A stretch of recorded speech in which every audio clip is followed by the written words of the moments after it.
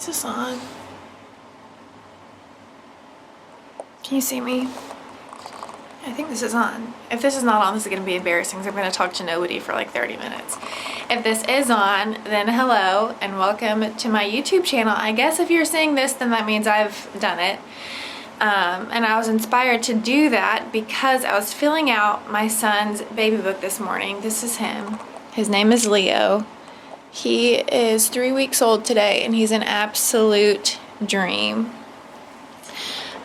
So reason number one I decided to make this video was because there was like 4 pages for me in his baby book to fill out his birth story, and I just didn't want to write it. Honestly, there's just too much information and I was lazy, so I figured I could make a video and put a link to it in his baby book, because this is, you know, it's 2019, so I'm not gonna write it out with a pen. Second reason I want to make this video is because I think I want to start making like update videos for him and just kind of like little videos and put them somewhere that I can have them all together, so that when he's grown up and like as he's growing up I can kind of document his life and his childhood. So anyways, welcome. Here I am talking to a camera in his nursery. Isn't it cute, by the way? You can't really see it, I don't think, but I love his room. He doesn't sleep in here, but we hang out in here a lot. So, okay, I'm going to tell you my birth story, and this is my disclaimer. Big red lights, the air conditioning just went off. I don't know if you could hear that.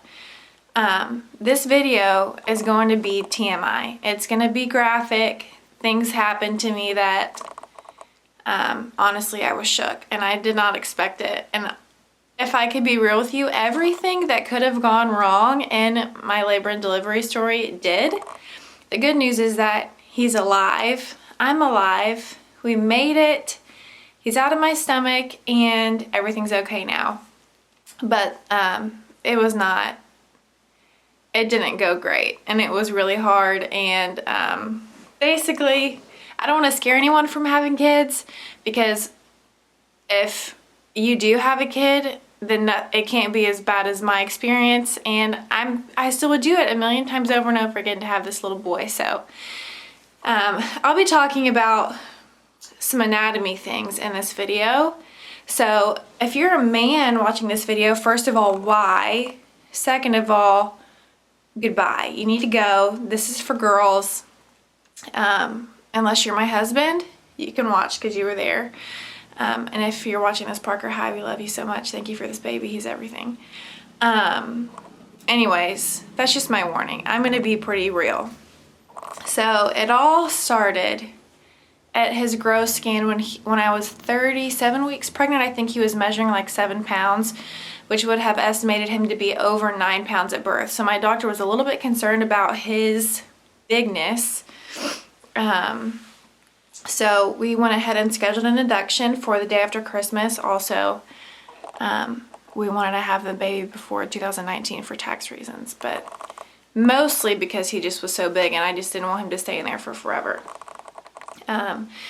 So the day after Christmas, we go into the hospital at 5:30 in the morning and they start me on Pitocin. It did literally nothing. 6:30 they started my Pitocin in my IV, and it was 12:30 and nothing had happened. I was not dilated at all. I wasn't having contractions. Literally nothing was happening. And during those, how many hours? 5, 6. I'm sorry, I can't do math. 6 hours that I was on Pitocin, this man, doctor, that I don't know, he was from the practice that my doctor is at apparently. He came in and said, "Oh, hi, I'm doctor, whatever. I'm going to try to break your water." Can I just tell you that an old man that you don't know trying to break your water is the most uncomfortable situation. It was the worst thing ever, and it hurt so bad, and he didn't even do it. Like he couldn't do it. So we tried to break my water one time, and he left and was like, "I'll try again later." He came back like 2 hours later and tried again. He still couldn't do it. And it hurt so bad, I literally started crying, and I was like, am I weak? No, this really hurts. And basically, there was a knock on the door at one point, and I told my husband, if if somebody knocks on that door and it's that man walking in here to try to break my water again, I'm jumping out the window because I'm not doing that anymore. He didn't come back. That was the worst. I don't recommend it. If somebody comes in and tries to break your water, just politely decline, because that's unnecessary and it didn't work and it was the worst. So anyways, he came back, much to my dismay. He came back a couple hours later and did not try to break my water again. I would have refused. But he basically said, look, you've been on Pitocin for however many hours, you're not progressing. So here's your options. Basically, if nothing happens within the next couple hours, we can send you home or we can do a C-section, which was very disappointing because obviously we came to have a baby. We didn't want to leave without our baby, and we didn't want to have a C-section. So that kind of sucked. But we had an awesome nurse who said, well, why don't we try Cytotec, which is a pill that they insert into your uterus and into your cervix, and it softens your cervix. And the doctor, for some reason, this man thought that they wouldn't allow that at this hospital, but the nurse was like, yeah, we do that. So they stopped me on Pitocin. That was all a big waste of time. So now it's like 1 p.m. and I've been there since 5:30 a.m. The same exact situation, like 1 centimeter dilated, maybe no contractions. So the nurse put in the first round of Cytotec. It's a pill, and then you can do it every 4 hours, but you can only do 3 rounds. So we did the first round. It was in for 4 hours. Nothing happened. And then she came in for the second round and told us, like, hey, by the way, the second round, like, almost always gets things going. So just be ready. I almost didn't believe her because I felt like my body was just never going to go into labor at that point. It was like 7 p.m. And we did the second round of Cytotec, and about an hour, I think, into the second round of Cytotec, Parker and I were playing cards. I was on the edge of my hospital bed, and we put up a little table, and he had a chair, and we were just hanging out playing cards and stuff. And all of a sudden, I heard and felt this pop, and it was like, it felt like a huge water balloon in my stomach had exploded, and it was the weirdest feeling ever. And I asked my husband, I was like, did you hear that? And he said no. So I guess it was just in my body that I heard it. But basically, like 5 seconds after I heard and felt that weird pop, another warning: if you're grossed out, you need to leave, because I'm getting real here. All of a sudden, it felt like I just was peeing all over the bed, and I just couldn't control it. There was nothing I could do about it, but it was like a lot of liquid. Like, I feel like the entire contents of my stomach were just spilling out all over the bed. Very humiliating, even though I got over it and I was like, hey, look, something's happening. So we called the nurse in, and she was like, oh yeah, your water just broke, you're having a baby. So that was very exciting because they couldn't send us home anymore, and I was finally in labor. And then about probably 5 minutes after my water broke, the contractions started. And once they started, they did not stop, and they were terrible and very close together. If you looked at the graph, they have you hooked up to a little monitor, and if you looked at it, like, they were constantly high. It was not giving me a break in between the contractions. My body just went, what? My body just went 0 to 100 really, really quick. So basically, I was like, hey, as soon as you guys are ready to give me my epidural, I'm ready. Because, to be honest, I've just never been a girl that felt like I wanted to go all natural. More power to you, especially after feeling labor. Anybody who's ever given birth naturally is a superhero. I bow down to you, I respect you, and I admire you. And women rule the world. I just want to say that. They're amazing. I personally didn't want to do that because, in my opinion, this is my son's birthday. That means birthday party. That means fun. That means probably not feeling the worst pain I'm ever going to feel. So I was like, as soon as y'all are ready, I'm ready. Like, I'm ready for this birthday party, ready to get this show on the road, and ready to not feel this pain and just have an epidural and be happy again. So I think for about 45 minutes I was having contractions nonstop, like on my hands and knees, screaming, like embarrassing. Like, it was really embarrassing, but I didn't care, obviously, and I still don't.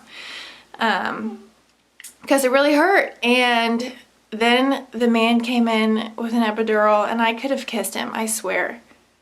He came in, and I was like, you must be the most, like, no one is happier to see anybody than they're happy to see you. And I just was like, thank you. I just loved him.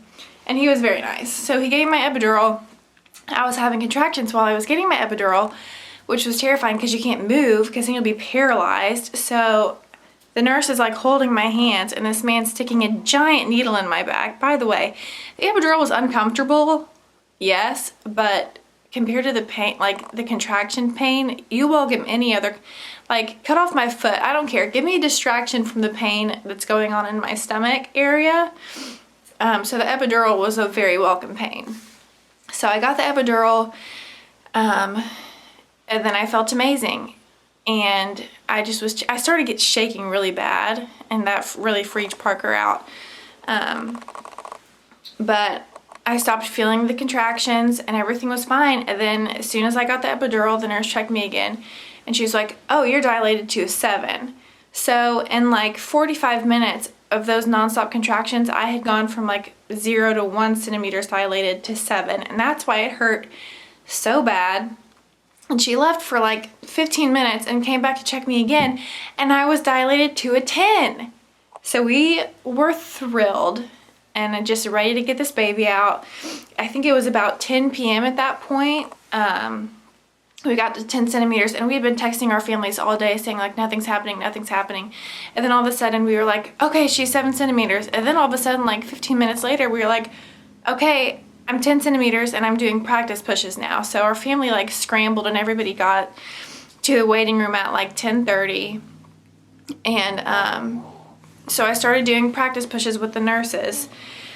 And when I was on my back pushing, every time I would push, his heart rate would go way down and just plummet dramatically. They'd have to put oxygen on me, and we'd have to wait for his heart to come back up so I could push again. So that wasn't working. He didn't like that pressure on my back, I guess.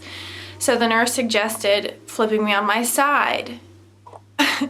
Keep in mind, I've had an epidural, and you can't move like your legs.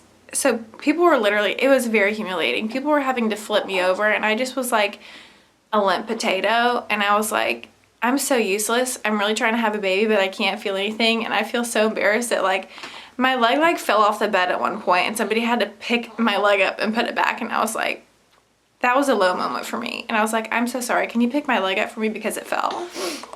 Anyways, so I got on my side to push, and basically he wasn't dropping. He wasn't coming down into the birth canal far enough. Because of this big giant head, by the way. I'll show it to you in a minute.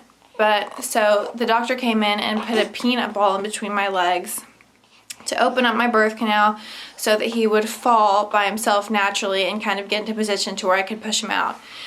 So I sat there with a big yoga ball in between my legs, again, embarrassing and humiliating, for like an hour, I think, trying to get him to come down. So then I pushed again. This has been about an hour and a half of pushing, and nothing was happening. And every time I stopped pushing, if I had made any progress, it wasn't going anywhere. Like he just was stuck. And so after an hour and a half of pushing, surprise, my epidural started to wear off. And all of a sudden I could feel tingling in my legs, and I was like, interesting. And I didn't feel a lot of pain, but I could just tell the feeling was coming back. And I had asked the nurse before if I could get on my hands and knees to push, because I just felt, that's what felt natural to me in the moment. And she said no, obviously, because I couldn't feel my legs. Like I would have just fell face down onto the bed because I can't control my legs. So when my epidural started to wear off, I was like, maybe this is a blessing in disguise. And I was like, hey, I can feel my legs. Can I get on my hands and knees to push? And she was like, sure. So they all helped me flip over, and I got on my hands and knees, and I pushed again for like an hour. And at this point, first of all, everything was hurting really bad. My epidural had completely worn off, so I was feeling all the contractions and everything that was, going on. I just felt all of it. And after about an hour of pushing on my hands and knees, his heart started dropping again, and I started blacking out because when you're in labor, you can't eat or drink. So it had been like, I'm not going to do math again, but it had been a lot of hours since I had had anything, and I just was very weak, started blacking out. I was very dizzy, and I could feel his shoulders hitting up against my hip bones, like he just was stuck. And the doctor came in and told me that his head was stuck on my pelvic bone and he just was not going to come out. So that was very hard to hear, and I was very, very disappointed because I was going to have a C-section, and I just did not want a C-section. I was going to do whatever it took to get this baby out the natural way, and I think it helped a little bit that it wasn't like, oh, I'm too tired, I can't do it, just cut me open. It was like the doctor coming in and saying, his heart rate is dropping, his head is stuck, and we have to get him out. We don't have a choice. So I think knowing that I didn't have the choice helped me accept the C-section, and it wasn't me giving up. It was the doctor saying, you don't have a choice. So that happened, and then they all left to prep for surgery. They gave Parker very embarrassing scrubs, and everybody left the room, and I started bawling my face off. Obviously, I was scared because it's a major surgery, and I just was exhausted, and it was like 12:30, which, by the way, we had a little celebration at like 12:01 because his birthday wasn't going to be the day after Christmas anymore, which wouldn't have been the best. 2 days after Christmas isn't that much better, but it's something. So basically, I was still having really intense contractions, and they called the anesthesiologist to come back and give me more medicine in my epidural because it wasn't there anymore.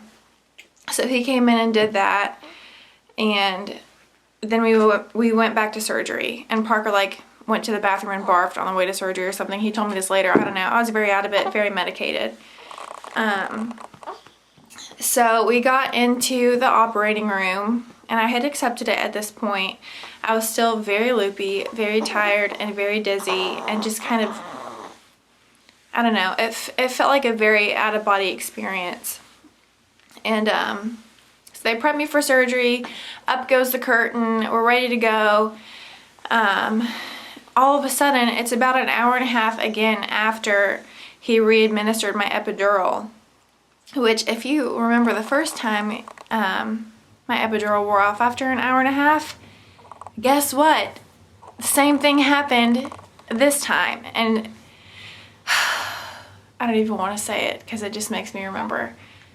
My epidural wore off while I was in the middle of surgery with my, my stomach open, and oh my gosh, y'all, I'll never forget it. I want to forget it so bad. Pray that the Lord would let me forget it. But I felt my C-section, and I think it was towards the end of it that I started feeling it. I distinctly remember them, this sounds so disgusting, scraping the placenta off of my uterus and washing it out and sewing me up. I felt all of it. I was screaming bloody murder. I just it was the worst thing that's ever happened to me probably. And there was so much adrenaline that I didn't pass out or anything until I heard Leo cry, and I turned to the anesthesiologist and said, "Is he okay?" And he said, "Yes, he's perfect." And I blacked out, and I don't remember anything after that, which really sucks, honestly. I just was not there. And I woke up about an hour later in a recovery room, and I looked over, and Parker was just holding our son, looking at him, and I was like, what the heck happened? I was done. I was sewn up and in a gown and just asleep on this bed in this tiny room. And I was sad because I felt like I missed his birth. Like, I was in so much pain from feeling the C-section, and my body was in so much shock that I just blacked out as soon as I knew that he was okay. So Parker says he felt like a single dad for like the first hour because I just was, you know, a bump on a log, just like existing but not really there. So anyways, I got to hold him finally, and everything was right in the world, and it was perfect. And our family came after being in the waiting room all night. Shout out to all of you 17 people who were there. We love you forever, and I can't wait to tell Leah about how many people love him. But everybody came up to see him at like 7:30 in the morning, and then they left, and that is the story. Until about 3 days postpartum, I was getting ready to start the discharge process, and a nurse came in to check my blood pressure, and it was very high. I don't remember what it was the first time they checked, but they were like, oh, that's weird, like you have really high blood pressure. So the doctor came in and said they wanted to keep me for another night just to watch it. So they did, and they got me on blood pressure medication, and they eventually let me go home the next night. That was December 30th. December 30th we went home. And then, so we spent the night at home on December 30th, and then December 31st, New Year's Eve, Parker and I were laying in bed with Leo watching, what's that show called? That Black Mirror show on Netflix? Oh my gosh, I'm gonna be so annoyed. Hold on a second, I have to find this. I'm so sorry. Black Mirror show. You know, the one where you pick the options? What was it called? Bandersnatch. Okay, I'm so sorry. That was gonna bother me really bad. So it's New Year's Eve. We're watching Bandersnatch, which probably didn't help my blood pressure. But basically I started feeling funny, and my pulse was like, I felt like my heart was just racing and I couldn't really catch my breath. So Parker came at me with a blood pressure cuff, and my blood pressure was like, I don't remember what it was at home, like 170 something over 110. And at that point we knew we had to go to the hospital, because basically, like, when you get up to that high, the concern is that you're gonna have a seizure or have a stroke and ultimately can die. So we went to the hospital. I cried the entire way there, obviously, because I didn't want to go back. We had just been there for forever. And I was so confused. Why do I have high blood pressure? I've never had it. I had a super healthy pregnancy. And all of a sudden it was New Year's Eve, and we were going back to the hospital with my 4-day-old baby. So I went into triage. They admitted us, and they took us back. And so we got into triage, and all of a sudden we hear like, Happy New Year, out in the hallway, and we're like, Happy New Year, like, I guess at least we'll never forget it. It's going to be a very memorable New Year's Eve.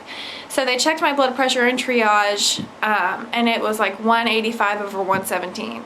So the nurse was shook, and I was shook, and I was like, am I going to die at any, like, it's just any second I'm just gonna have a stroke and just be gone because I need to say some goodbyes. Obviously it didn't happen. Praise God, I'm here today taking care of my son and having great blood pressure. But anyways, the nurse was like, the doctor's gonna want to put you on a 24-hour magnesium drip. So they admitted me, took me to labor and delivery, and basically put me on this magnesium drip, which I don't know if you know anything about magnesium. I sure didn't / still kind of don't. All I know is that it makes you feel like somebody lit a match inside of your body, and it's hot and itchy and you can't escape it, and you have no appetite, which is great because you're not allowed to eat or drink again for 24 hours while you're on magnesium. Except the nurse gave me like 4 popsicles, which I was so blessed. The red ones are the best. If you ever go have a baby at Baptist, ask for the red popsicles. The orange ones are disgusting. Anyways, 24 hours I was on magnesium, feeling terrible, couldn't eat or drink, and still trying to like take care of my son and nurse him, and worried about my milk supply, because how are you supposed to make milk if you can't eat or drink? But I had fluids and an IV. So that was miserable. Like, might have been the worst 24 hours of my life.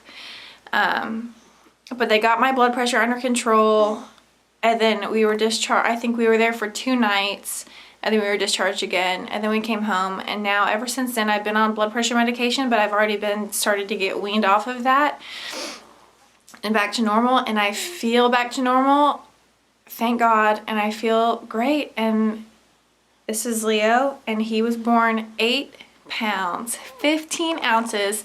I almost wish he just was 1 ounce bigger so that we just could have said 9 pounds, because that sounds way more impressive. But he's perfect. I would have done it all over again 1,000,000 times. Even though after we got to our room with him, and we stare at him all the time, Parker and I do, and Parker said, "I don't think I can do that again." And I was like, "Oh, you don't think you can? I'm sorry that was so hard for you. I don't know if you could do that again." Okay, but I would do it over again, and at least I know next time I have big babies. I already have a C-section scar. I do want to try for a VBAC next time if I can, if they're not telling me that his head's going to be too big to fit. But we'll see. We'll cross that bridge when we get to it. Right now, we're just soaking up all the newborn days. He's probably about 10 pounds now. There's a big head that almost killed Mom. He's got a lot of hair too, which is very dirty. You say hi? That was hi. So, that's my story. I'm very glad I didn't write all of that down. And I guess I'll see you in my next video if I have one. Stay tuned. If I don't have one, then this is my one and done. Thank you very much for watching, and have a great day. Bye.